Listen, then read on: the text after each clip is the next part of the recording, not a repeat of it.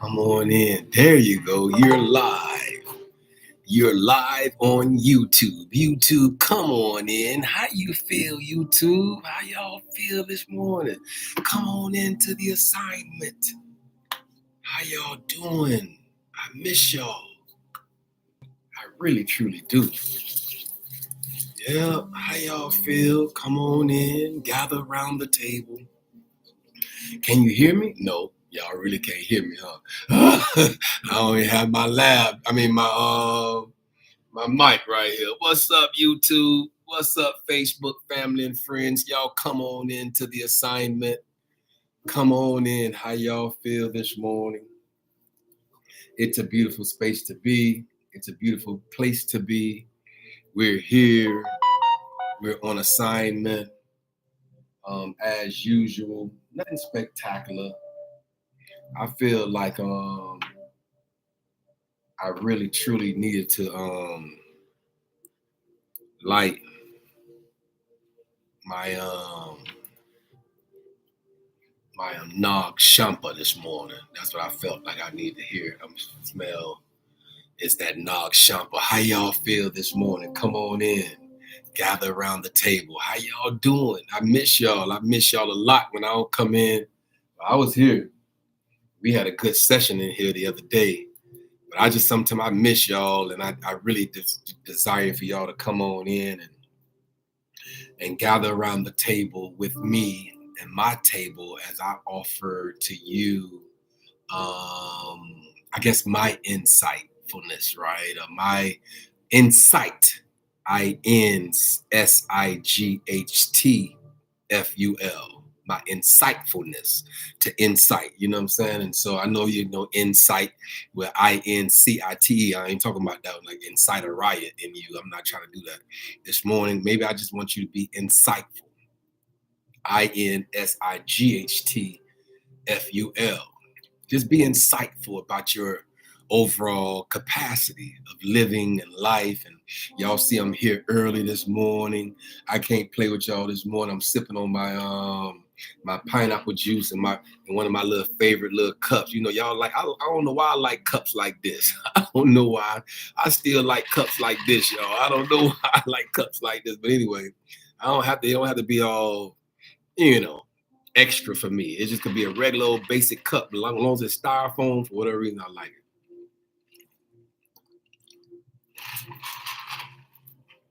So anyway, I came in this morning. I'm Kendrick B. Davis, Senior, your thought-provoking specialist. I am on assignment as usual. I'm your health conscious coach, as well as your intellectual content creator. I'm also your podcast professor. And so at the same time, I think all you need is a master's degree to become a professor. And so I know that in fact I obtained that. And so I've obtained a couple of those or whatever. And so it's all well and good. And so this morning I came in, I sat down here at the table, maybe at 9:03. I got up early this morning, like 8:38. Went, brushed my teeth, used the restroom, and I just came on in, right? And something say, just go sit at the table.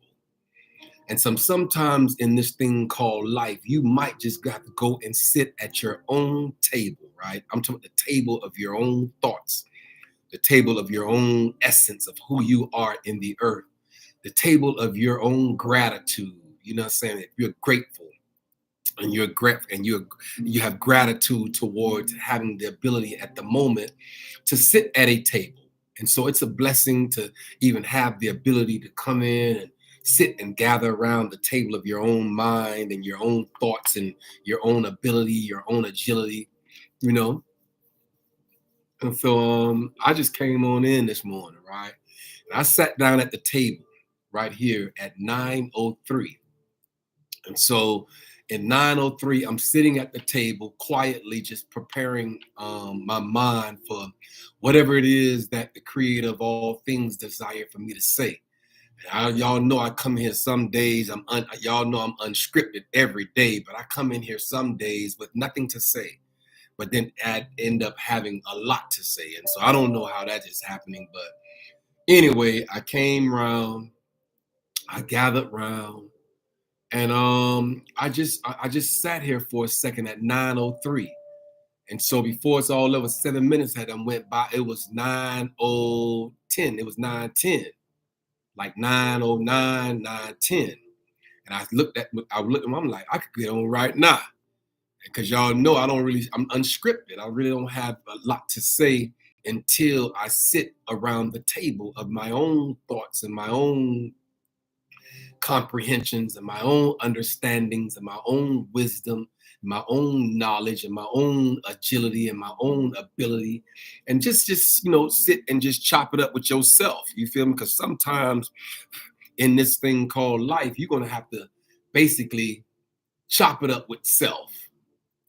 So anyway, I don't want to go too long, but at the same time, these two words came. Y'all ready? Before I continue on the march, get set, ready, go. Ooh, yeah. How y'all feel this morning? Come on in. I am Kendrick B. Davis, Sr., your thought-provoking specialist. And of course, I'm on assignment as usual, YouTube. I ain't going nowhere. I got to stay the course. And the course will eventually get rocky. And the course sometimes in life will be smooth. Sometimes in this thing called life, the course that the creator of all things will take you on is real steep. And he'll take you up this steep slope, if you will. And then when you get to the top and you plateau, then sometimes he'll take you down. That's just the curriculum of life. And then sometimes he'll take you through wide right turns and sharp left turns. I mean, that is the curriculum of life. Curriculum of life is not always going to be smooth and hunky-dory. And so at the same time, maybe I came by this morning just to tell you that, prepare as much as you possibly can. Just prepare for life's curriculum, because life's curriculum will correct. How about that? I say life will life out here in these streets. Don't you ever get it twisted. Life will life. So life will life, and we know that life will life. And so at the same time, you might as well prepare your mind, prepare your thoughts, prepare your understanding, prepare your just prepare. And so in preparation to life's curriculum and life's understandings and comprehensions, as I was washing my face and brushing my teeth this morning in the mirror, sometimes in this thing called life, you're going to have to check the person in the mirror, right? The same way you do when you look and see if you got any coal in your eye. You know what I'm saying? You know how you got, we call them eye boogers. You know what I'm saying? Sometimes you got eye boogers. You feel me? You know, make it sound all nasty. Like, why he gotta make it sound all nasty? You know, people got eye boogers. You know what I'm saying? Say it with some, hey, look, say it with some realness. You got eye boogers. So anyway, in the midst of you having eye boogers, right? You're gonna have to look in the mirror real good and look at the corner of your eye and make sure that you get the coal. Back in the day, we used to call it coal. You got coal in your eye, you know? And see, so make sure you get all the coal and the debris from the previous days and the previous hours. Well, let me start this way. From the previous seconds, from the previous minutes, from the previous hours, from the previous days, from the previous weeks, from the previous months, even the previous years that we have eye boogers, you know what I'm saying? Boogers in your eye. I don't even know what I'm talking about. Listen, I don't even know why I sat down here this morning to tell you all this, but if you listen and you follow me, you'll understand better by and by. And so at the same time, right, I was looking in the mirror this morning, and I ain't had no eye boogers. I washed my face thoroughly. But at the same time, when I was looking in the mirror, I still, whatever is in the mirror will reflect back at you. And remember, I did a session called Mirror, Mirror on the Wall. Like mirror, mirror on the wall. Like you're going to have to face the mirror at one time or another in your life. You will have to face the mirror. Whatever the mirror is reflecting back, you're going to have to understand that it's a reflection of what's standing in front of it. Ooh-wee. And so at the same time, I'm here this morning and I looked in the mirror and I didn't have anything to say. And I said, what would you have me to say into the mind of the people? Like what would be substantial enough for you to understand, for me, for the people of the minds of the individuals that will hear this live to understand that it's something being said? What would you have me to say? Because one thing I don't want to do is stand in the presence of people and then at the same time just be talking, jibber jabber. We used to call it back in the day, jibber jabbering. Hey. One thing we don't want to do here in the Hourglass Era, by which we are cognitively aware of the pH in our bodies and the pH all around us, we have to make sure that we don't have acidity or acidic people or acidic mindsets or acidity of people with low vibrational constructs in their lives that try to force those low vibrational things over into your life based on how they view you. Because how they view you is how they view you. You might not even view yourself that way. You might not even have the ability to view yourself that way, ma'am. And so at the same time, you know what I'm saying? At the same time, sir, be cognitively aware of people around you that have low vibrational constructs in their own life and then try to protrude that over into your life. And so what the creator of all things did this morning, he said, he gave me two words. Ooh-wee. He said, ponder. Ponder. Ponder. He told me to ponder my life and then pontificate. Pontificate. To pontificate. And so at the same time, I'm here this morning. For no other reason. Y'all see I don't read nothing. I just sit down here. I'm unscripted, y'all. And I sit down here in the morning, Monday through Thursday in the 9 o'clock hour, just to, I guess, break the bread of life, right? Break the bread of understanding, break the bread of comprehension, break the bread of your own table that you're going to have to come and break bread on for yourself. These two words that he gave me this morning was ponder and pontificate. So those words fell heavy in my spirit.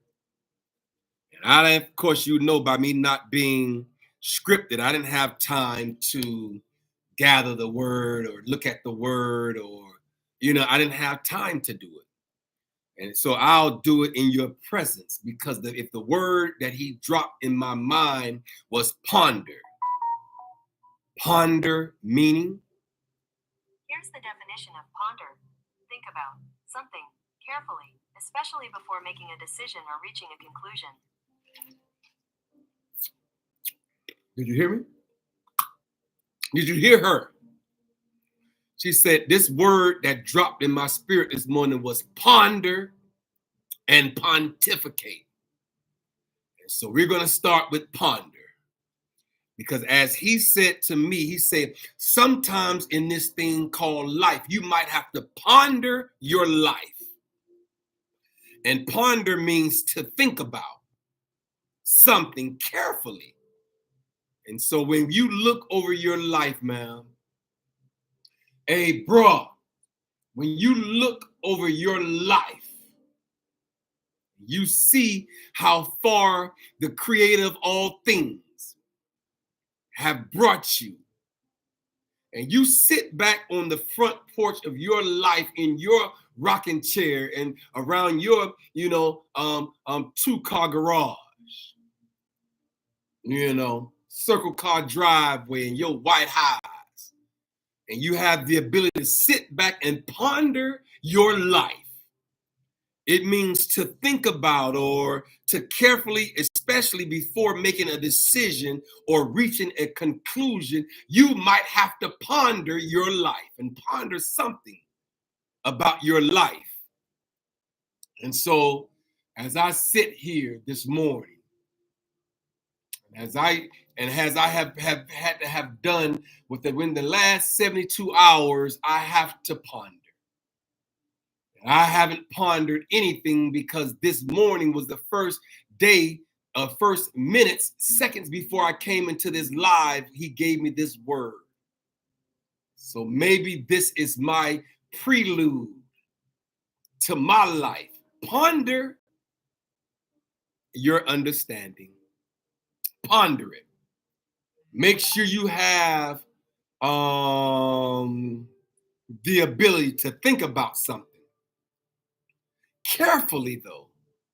Don't just braze over it as if you're just glazing through it. This particular word, ponder, means to think about something carefully and make sure that you are understanding what it is you're pondering and get a better understanding. Especially, hear me now, I say especially YouTube, a Facebook family and friends, especially when you're getting ready to make a decision. You're getting ready to make a decision, or before you come and before you reach a conclusion about what it is that you're observing, about what you're absorbing. Ooh-wee. Because you have the ability to observe and absorb certain things in this thing called life. You're going to have to observe them, and some things is going to be so close to you that you're going to have to absorb it. We put a feeling on it. When you absorb something, you actually put a feeling to it. And so this morning, I am sitting here pondering what it is that the creator of all things want me to do. And so what does it mean to ponder something? It means to think carefully about something, especially for a noticeable length of time. She sat back for a minute to ponder her next move in the game. And we all know that this game is not necessarily checkers, but it just might be chess. And the next moves of your life may require you to look at things 5, 6, 7, 8, 9, 10 steps in advance against your opponent, against the person that is opposing you on the other side of this chess table. You might have to have the ability to look at this thing called life 7, 8, 9, 10 steps in advance. Ooh-wee. In order to come out victorious. And so as I sit here this morning, I sit here this morning with the word ponder in my spirit. And so I'm here this morning to tell you that you're going to have to ponder it, sir. Before you make your next major move, make sure you think about it carefully and be extremely intentional about your thoughts of how you view what you're seeing and how you view what the data that has been presented to you. Because there's going to be a certain amount of data that is presented to you that you're going to have to ponder on the data by which that person said what they said. Ooh-wee. And so I'm here this morning to tell you to ponder, my brother. Hey, sis, go ahead on and ponder. It's okay to ponder and think about something extremely well before you come to a decision. These decision-making processes that you got to come to might just hold the power of your victory in its hand. And so at the same time this morning, I came by this morning with no other words than these two for you, which is to ponder and to pontificate. And so I'm here. I'm on my assignment. Y'all see, I came in early this morning. I woke up at 8:30. I got on up and brushed my teeth and washed my face and did what I had to do in the restroom before I looked in the mirror. And when I looked in the mirror said, "What would you have me to say to those people that might chime in or might tap into the assignment or might listen in periodically or might peep in behind the curtains of life like a lot of people do?" As I leave these things here, I see it have 100 views in a few hours. But while I'm on, there's no one listening or look like it's no one peeping in. I see zero in front of me. And that's okay, because I believe that the creator of all things is telling me the same thing he told me as a young preacher in the earth. He said, "Don't look at their faces." Ooh-wee. And when I start looking up over their heads, when I preached into thousands of people in an auditorium, when I go do my speaking engagements for FIU, I had a major speaking engagement that was brought me to the National Achiever Society.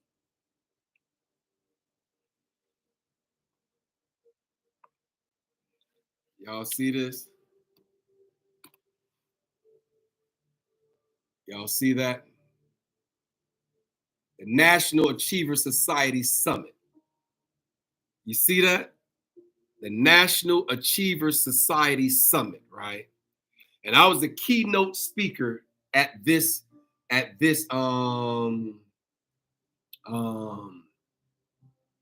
mini summit. This happened November 8, 2014. I was looking towards graduating. And so with my bachelor's degree in psychology.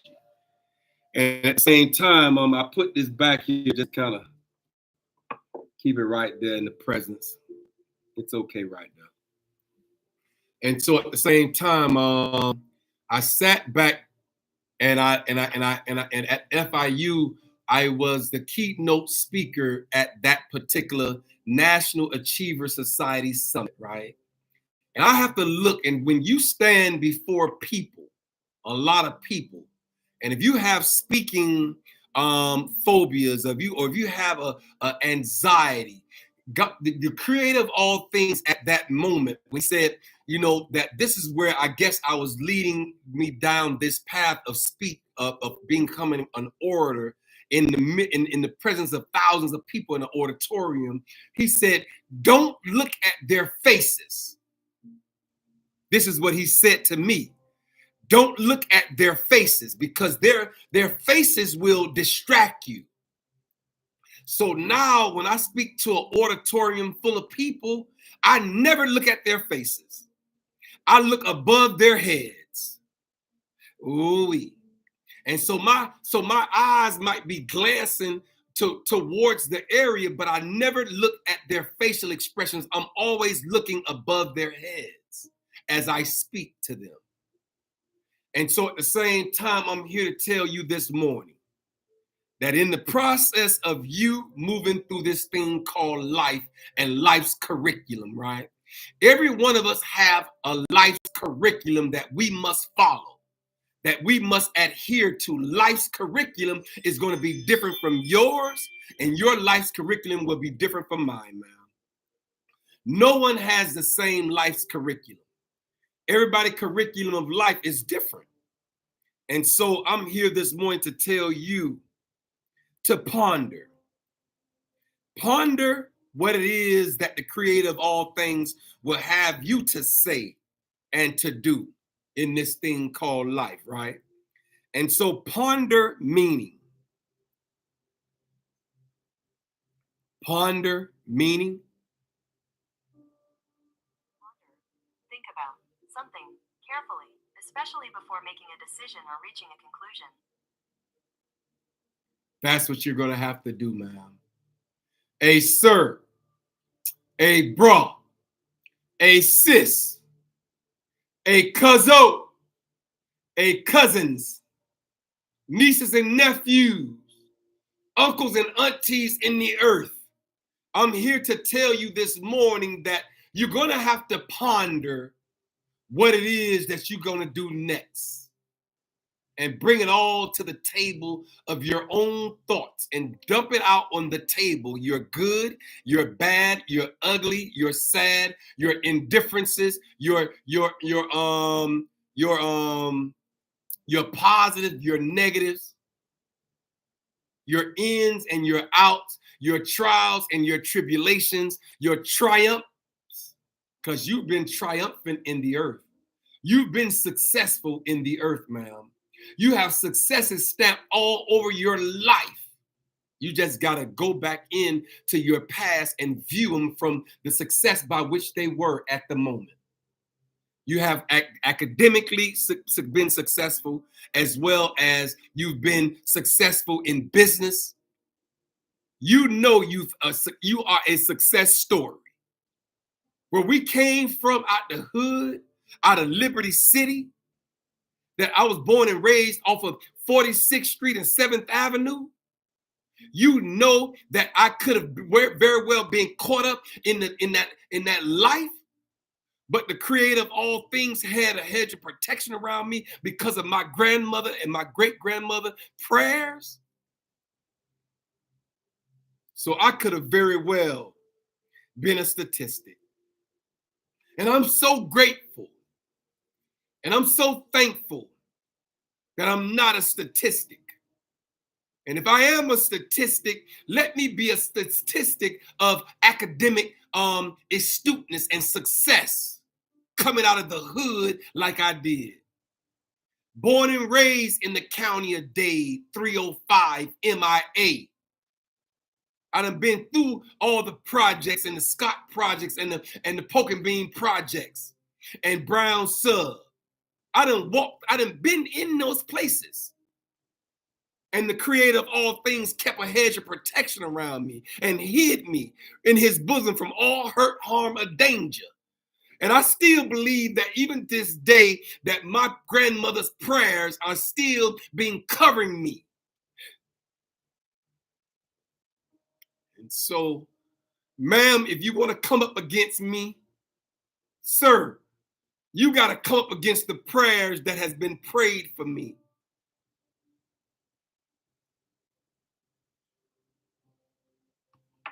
So this morning, I came by here this morning to tell you two words. There's two words that dropped heavy in my spirit this morning as I brushed my teeth and washed my face and got the boogers out of my eyes. Even though it wasn't any, I'm telling you that we all can have eye boogers in our eyes that will prevent us from seeing clearly. And the boogers in your own eye will make you view somebody else a different way that they'll even view themselves, because you got boogers in your own eye. The boogers of your observation make you view things warped and fogged. You fogged up in your eyesight, ma'am, towards other people. When you view people and you call them all kind of names that they don't even see themselves as, because they don't even operate from that lower vibrational aspect of conscientiousness. And it's all good. That's the way you view a person, ma'am, is based on your own boogers in your own eyes. We call them eye boogers, and it's preventing you from seeing clearly because of your own upbringing. And because of your own traumas and your own triggers, you view this world differently. And so I am a therapist. I am a counselor and a coach and a mentor. And I am a mental health person that understands the traumas that you've been through and the triggers that may trigger you. Even it could be a smell that will trigger your traumas. And so I'm here this morning to tell you, clean out your nostrils, get the boogers out your nostrils so you can smell through your olfactory nerves the beautiful scent of life. But if you got debris in your nostrils, if you got debris in your understanding, you will never be able to view life from a alkalinic side of conscientiousness where sweetness and love and joy and peace and tranquility and serenity reside. It resides at the top side of your thoughts, ma'am, in the alkaline side of conscientiousness. And so at the same time, I came by this morning to tell you to ponder. Ponder means to ponder. And when you ponder, you got to think about this stuff in your life extremely careful, especially before you're getting ready to make a decision. And so you got to ponder, ma'am. And you're going to have to pontificate. Pontificate meaning? Here's the definition of pontificate: express one's opinions in a way considered annoyingly pompous and dogmatic. You're going to have to pontificate.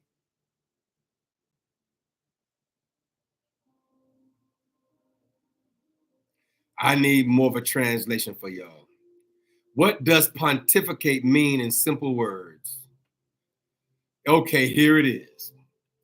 When you view your life and you ponder and pontificate, these two words that the creator of all things spoke into my spirit this morning. He said, tell them to ponder and pontificate.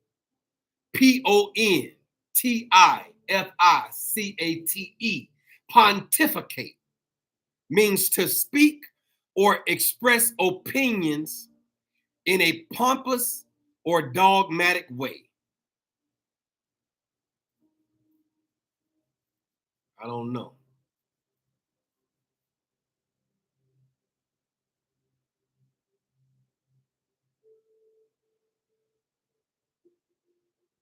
Okay. So it says to a pompous or dogmatic speech. I could emphasize research, or I could engage in pure pontification with no sources whatsoever.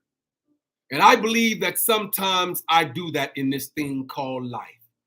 Sometimes I think I've lived 57 years. I'm 2 days shy of my 57th birthday. And I'm standing here this morning to tell you two words: to ponder and to pontificate. And pontificate, I want to better understand. Example of comparison is I'm unable to pontificate upon others' precedents.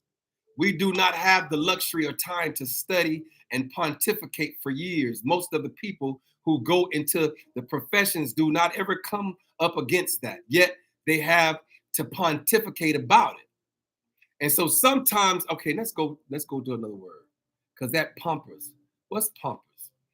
Pompous. Pompous.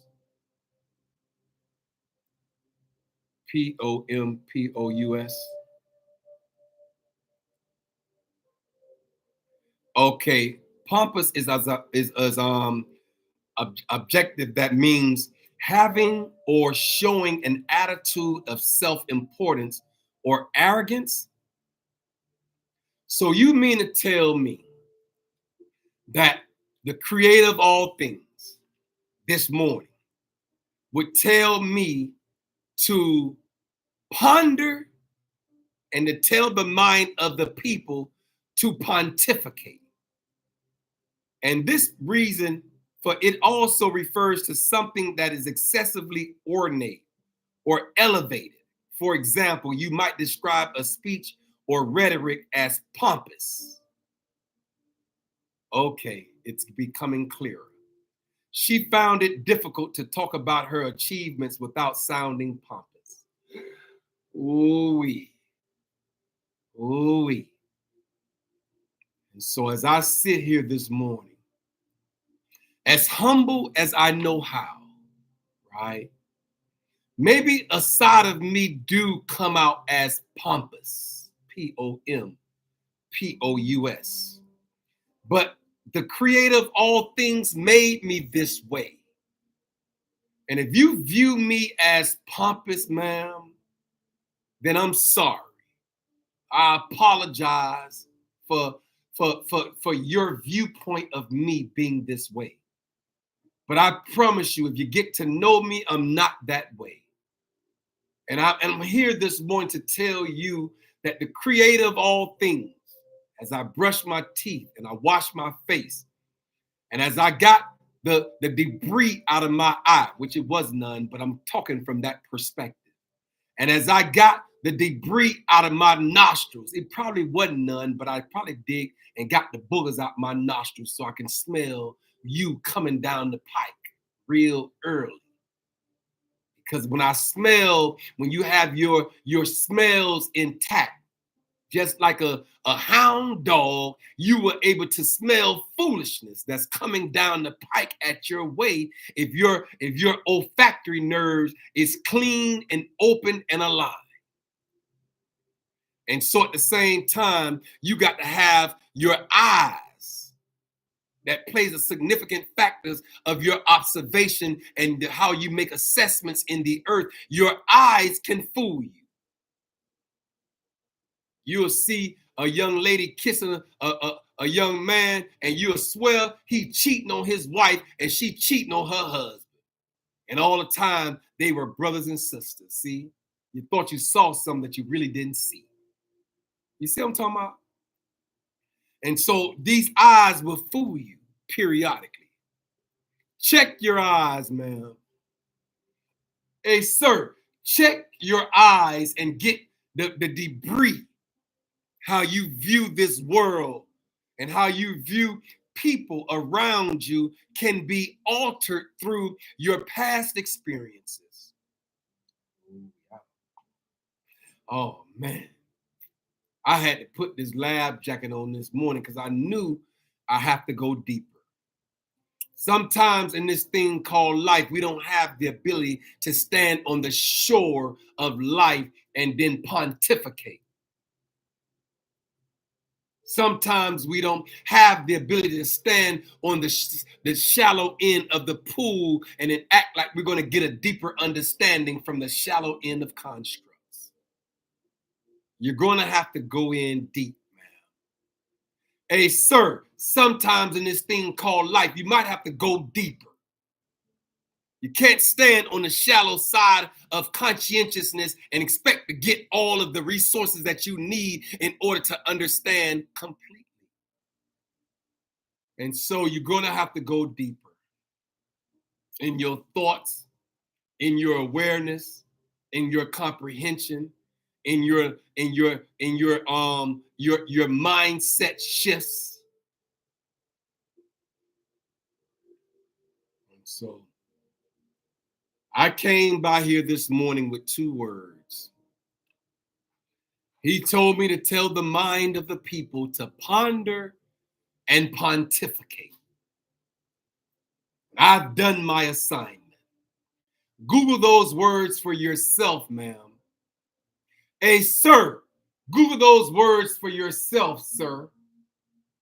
Hey, cousins, nieces and nephews, uncles and aunties, Google those 2 words for yourself and see what it means to you, which means to ponder and pontificate. So I'm here this morning with the frequency of God. Do you hear it? I seen this frequency. It says the God's frequency. And so there's a frequency in the earth that you can tap into from God's perspective. Ooh-wee. And I seen another one beside it that had a dragon on it, and it ordered my spirit automatically was cringe when I seen that dragon. But this one right here speaks to my spirit this morning, this sound in the earth. There's a sound in the earth, ma'am. There's a sound in the earth that will speak to your spirit and your innermost being. Tap into the sounds. Tap into the smells. Tap into the sight. That all has to remain alkalinic. Your sight, your sound, and your smells have to be alkalinic in order for you to see, hear, and smell from an alkaline perspective. Oh, we have never talked about this one before. And this is dropping heavy in my spirit this morning. That some people will look at you and view you through their sights that is tainted because of their own traumas. Ooh-wee. Did you hear me? I said that some people in this thing called life, as you're passing through life, some people will view you from the smells that was traumatic in their own lives and then call you stink because of the smell that they endured in the traumas of their own life. They'll smell you and say, you don't smell good. But that has nothing to do with the aura by which you're exuding in the atmosphere. Ooh. You could exude a beautiful aroma or a beautiful fragrance or a beautiful atmospheric understanding in the earth. And it's some people that will sit on the sidelines of life and view you and call you stink because their own olfactory nerves is tainted through the traumas of their own triggers. Ooh-wee. And so I'm here this morning to tell every individual in the sound of my voice, ponder and pontificate your own life, ma'am. Before you have the ability to come and try to judge somebody else's life, ponder and pontificate your own and view it with the stank smell that you exude in the atmosphere. Ooh-wee. Or view it with the boogers in your own eye perspective that's causing your blurred vision and your vision not to be clear on your own assignment in life. Then you'll get mad at everybody else around you and try to bring everybody else down because that's where you are. You should be saying, I'm here to lift you up, sir. If a person tell you, ma'am, that they're here to bring you down, be careful. Because the words that they're saying might just be what they feel, is that you might be too high and it's here to bring you lower. And so I'm here this morning on my assignment to tell every individual on the sound of my voice to ponder and pontificate your own life. Be careful what you speak over someone else's life. Be careful how you say what you say to other people's eardrums. Be careful. And so I'm here this morning. I am Kendrick B. Davis Sr. I am your thought provoker and your thought provoking specialist. I'm your health conscious coach and your intellectual content creator. I'm also your podcast professor. And I'm here to tell you to dump out the thoughts of your own conscientiousness onto the table so you can sort through your own acidity and bring it up into alkalinity for your own good. Because you would always view life from an acidic side of sight, hearing, and smells. You will always view life that way if you're not careful and you're not intentional. And if you're not cautious, everything around you will be looking as if somebody is attacking you when everybody is here actually want to see you win. But the way you hear it in your ear when you listening from a acidic conscientious thought, which is lower vibrational, you will think you're under attack when someone is really in your presence to lift you up and to make you better. But you will feel as though you're being attacked because of the words that's being said. And you're hearing them from a tainted perspective. So I'm here this morning to tell you, ma'am, I'm here this morning to tell you, sir, pay attention. Did you hear me? I say go ahead on and pay attention. Pay attention and observe the data. If you can, but you might have to clean your eyes first. Clean the fog out of your own eye, ma'am.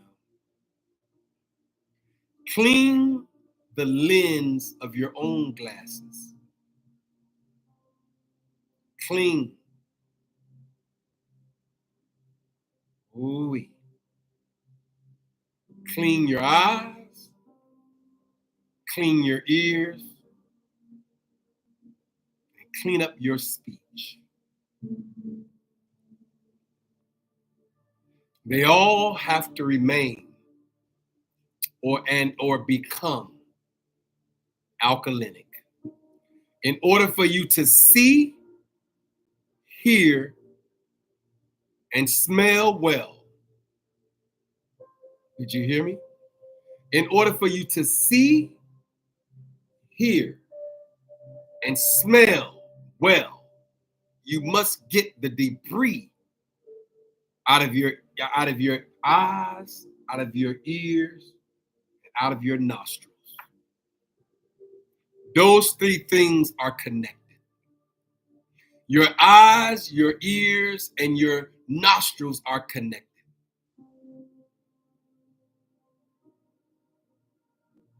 And so I'm here this morning on my assignment.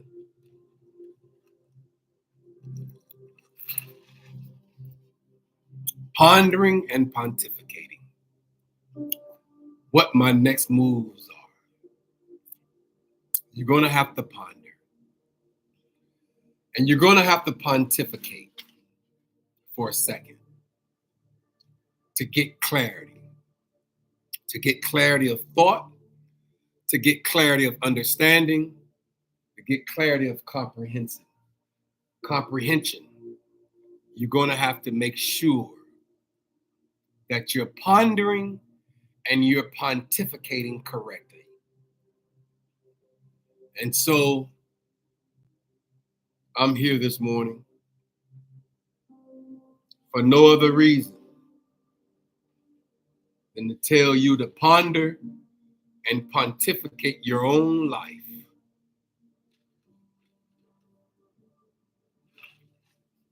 I guarantee you, if you ponder and pontificate your own life, you wouldn't have time to view anybody else's life. I promise you, you won't. You have enough things in your own life to dump out. I wish I could just show you how to crack your head open and dump it all out. Metaphorically, not literally. Now, don't crack your whole head open.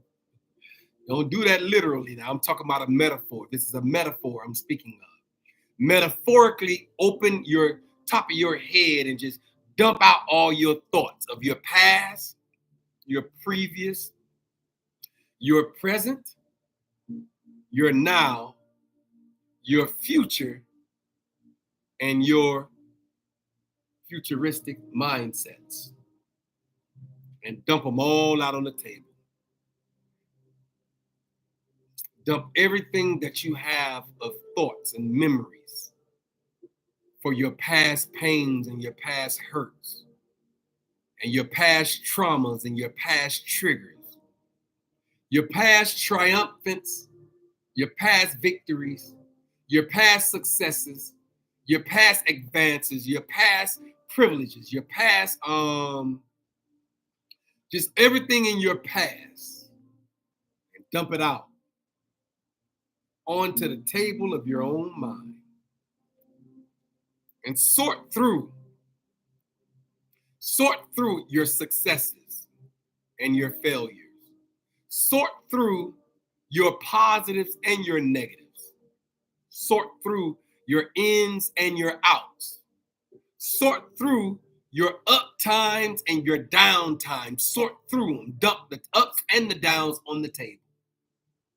Your successes, your wins, your losses. Successes, wins, losses, failures, dump them all on the table. Did you hear me? I say you might have to dump them all on the table, ma'am. You might have to. Sort through them. It's a lot of things that you're going to have to sort through in your own life to become the best version of yourself that you can become. I know sometimes in life you look at other people and want to get the log out of their eye. Ooh-wee. At the same time, well, I should have said you want to get the splinter out of their eye and you got a log in yours. That's what I should have said. But sometimes other people might have a log in theirs and you got a splinter in yours and you still can't see clear because the splinter in yours and the small portion of the splinter in yours is stuck in a portion where you can't even see clear. Even though you might be able to see that there is a log in theirs. But get the splinter out of your own eye before you try to access and get, the log out of theirs. Maybe they're happy with the log that he got in their eye. I don't know. Maybe you got a log in your eye and you can't even see clear and you're trying to get the splinter out of theirs. And you know that log is blocking you from even having the ability to come close enough to see what's in there. We have to be careful in this thing called life. Did you hear me? I said we're going to have to be careful in this thing called life because no one's perfect.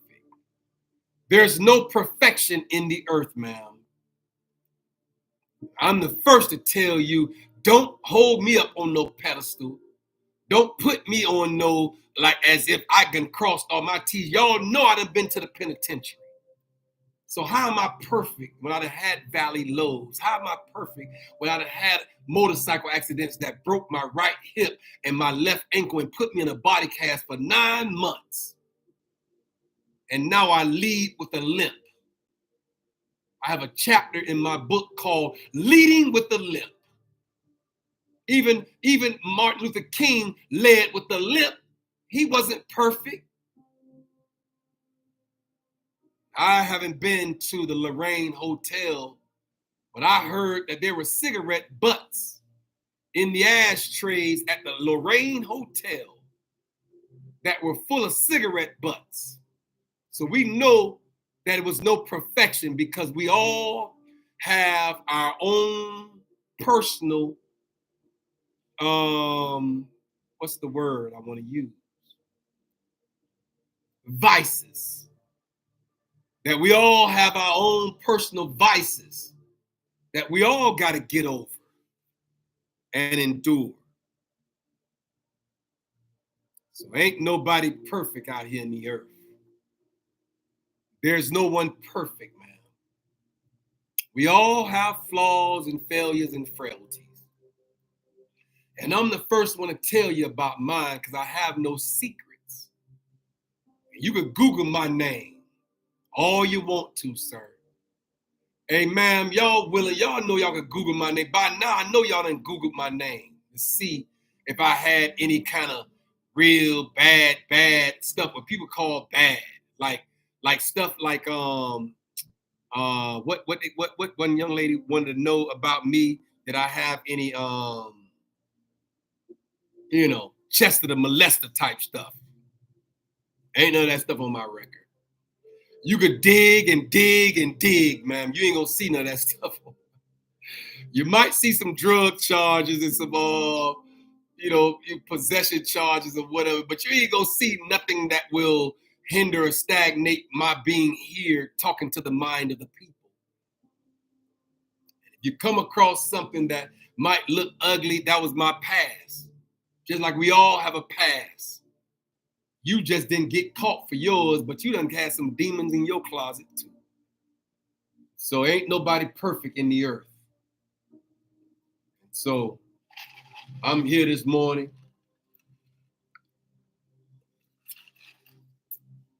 with my past and all pondering.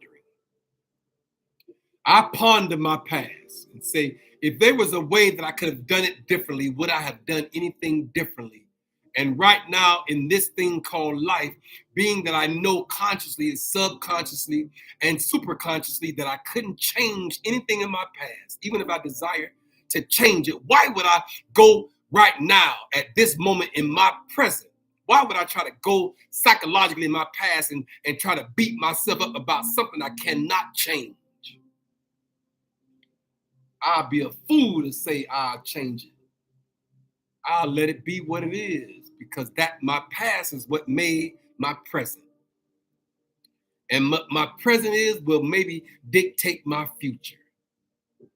Y'all know I stand here for 1 hour of my own conscious thoughts and spill and spit and spew my thoughts on the table in front of y'all. I'm not perfect, but I'm pure. That's the difference. I am not perfect in the earth. I have not made all the correct decisions. I have not taken care of all of the children. I have not crossed all my T's and dotted all my I's. I'm not perfect in all my decision-making processes, man. I'm not perfect. But one thing I feel as though I am is pure.